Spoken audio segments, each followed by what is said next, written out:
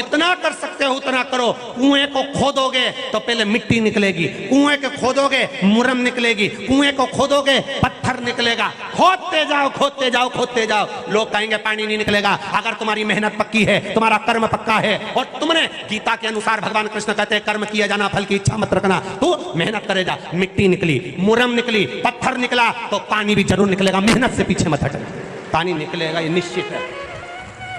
मेहनत तो करो।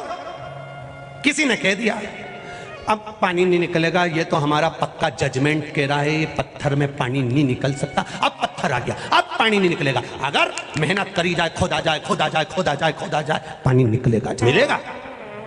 राजा भर्तरी ने अपनी बहन से पूछा मैं गुरु किसको बनाऊं? आज के जमाने में गुरु बनाना भी तो टेंशन का विषय है, किसको बनाए गुरु? ढूंढने निकले।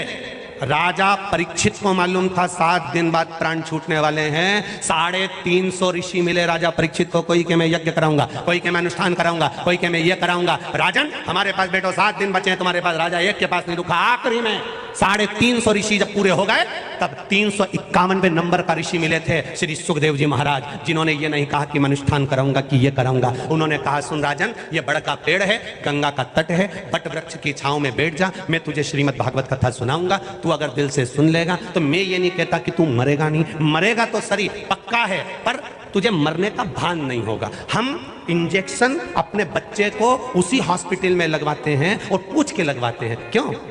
आज हॉस्पिटल में वो सिस्टर नहीं दिख रही। कौन सी सिस्टर? वो विनीता जीजी थी ना जो इंजेक्शन लगाती थी। तुम्हें मालूम है विनीता जीजी तुम्हें पहचानती है, तुम्हारे को जानती है, इसलिए इंजेक्शन वो अपने हाथ से जब लगाती है तो धीरे धीरे लगा देती है, दर्द नहीं होता। इसीलिए भगवान की कथा सुनने के बाद अगर किसी के प्राण भी छूटते हैं तो जाने का दर्द नहीं होता, उसको पाने की उमंगता होती है, उसको पाने की उमंगता होती है। 14 कदम लटकोर से जो लत में डूबा होता है, चाहे मदिरा की हो, नशे की हो, तंबाकू की हो, वैश्यावृत्ति की हो, जुआ की हो, 4 कदम चोर से, 14 कदम लतखोर से और 74 कदम चुगलखोर से दूरी बनाकर चलोगे तो जिंदगी सार्थक हो जाएगी। 4 कदम की दूरी तुम्हारे चोर से होना चाहिए, 14 कदम की दूरी लतखोर से होना चाहिए। किसी पीने वाले के पास मत बैठना, जुए खेलने वाले के पास मत बैठना, जो निरंतर गलत व्यसन में डूबा हो इसके पास में मत बैठना। 4 कदम की दूरी चोर से बनाकर रखो। किसी चोर के साथ रहोगे तो एक दिन चोर तो घूमता मिलेगा और तुम थाने में बंद मिलोगे, क्योंकि वो चोरी कर निकल जाएगा। 4 कदम की दूरी चोर से बनाकर रखिए, 14 कदम की दूरी लतखोर से, नशे वाले से दूरी बनाकर चलिए, और 74 कदम की दूरी चुगलखोर से बनाकर चलिए, जो तुमको चुगली करता रहे, दिन भर भड़काता रहे। नशे वाले से दूर रहो, 14 कदम की दूरी बनाकर रखो। आप नहीं पीते, आप नहीं गलत काम करते, आप कभी व्यसन नहीं करते, पर उसके साथ बैठोगे तो लोग कह देंगे ये भी पीता होगा, ये भी गलत काम करता होगा, उसी के साथ तो रहता है।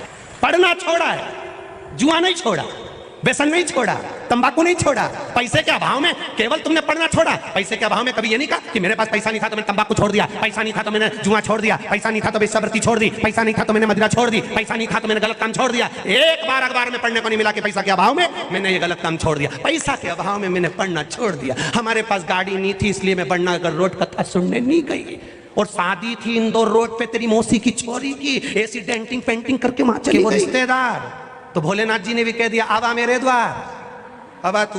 वो तेरे रिश्तेदार इंदौर रोड पे गार्डन में जा रही, ऐसी जूड़ा मूड़ा बांध के, 2-3 ऐसी लीड थी, लीड बोलते प्लास्टिक के 4-5 डंडे थे, ऐसे खुशे हुए थे। भगवान शंकर की कथा कर, सबको दिखावा प्रिय लगता होगा, पर मेरे महादेव को कोई दिखावा प्रिय, मेरे शंभू को कोई दिखावा नहीं चाहिए। मेरे शंकर भगवान पर 1 लोटा जल चढ़ाना पर छल से मत चढ़ाना।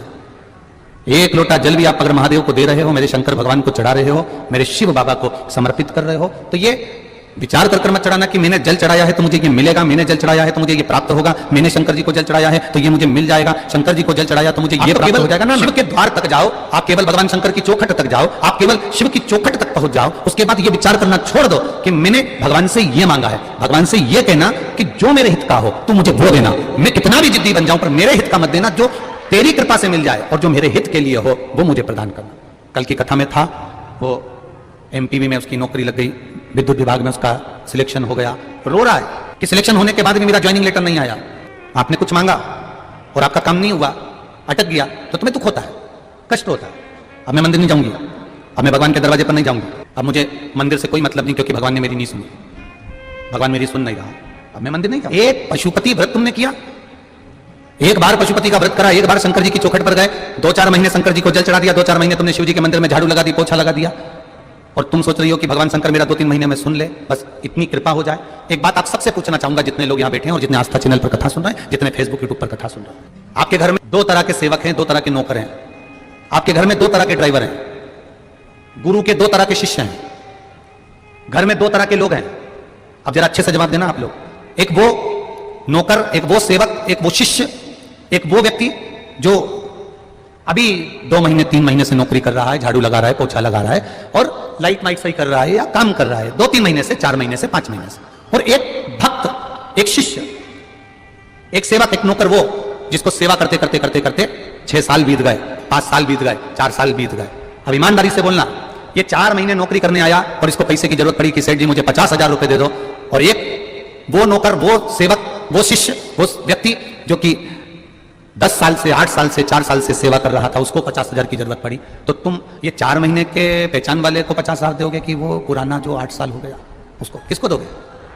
जो पुराना हो गया, क्योंकि तुमने उसको परख लिया, तुमने उसका व्यवहार देख लिया, तुमने उसका नेचर देख लिया, तुमने उसको परख लिया कि इसके भरोसे में कुछ भी छोड़कर चले जाता हूं, ये संभाल लेता है, मैंने इसको कुछ भी दे दिया, इसने संभाल लिया, मैंने कुछ भी करा, इसने संभाल लिया। तुम उसको देख रहे हो, तुम उसको देख चुके हो 8 साल, 10 साल, 4 साल, 6 साल, आपने उसको परखा है, और उसको परखने के बाद अब आप उसको 50,000 रुपए देने को तैयार हो गए। एक 4 महीने का, 6 महीने का, 3 महीने का, 8 महीने का, 15 महीने का, बस इसको तुमने देखा, और इसको 50,000 रुपए तुमने नहीं दिए, क्योंकि तुम्हें मालूम है ये तो अभी आया है, अभी तो काम करना चालू करा, अभी ऐसे में इसको 50,000 कैसे दे सकता हूं। उसी तरह जैसे पुरानी सेवा करने वाले को, ड्राइवर को, नौकर को, चाकर को, सेवक को, शिष्य को, भक्त को आप तुरंत निकाल कर दे देते हो और नए को थोड़ा सोच समझ कर देते हो, उसी तरह शिव की जो भक्ति है, तुम जितनी करते चले जाओगे, करते चले जाओगे, करते चले जाओगे, उतना वो देते चले जाएगा, उतना वो प्रदान करते चले जाएगा, उतना वो देते चले जाएगा। श्री शिवाय नमः शुभ्यम हर हर महादेव। ऐसे ही गुरु जी के क्लिप सुनने के लिए हमारे चैनल को सब्सक्राइब करें और बेल आइकन को प्रेस करें। श्री शिवाय नमः शुभ्यम हर हर महादेव। के गले पर अगर हम हाथ फेर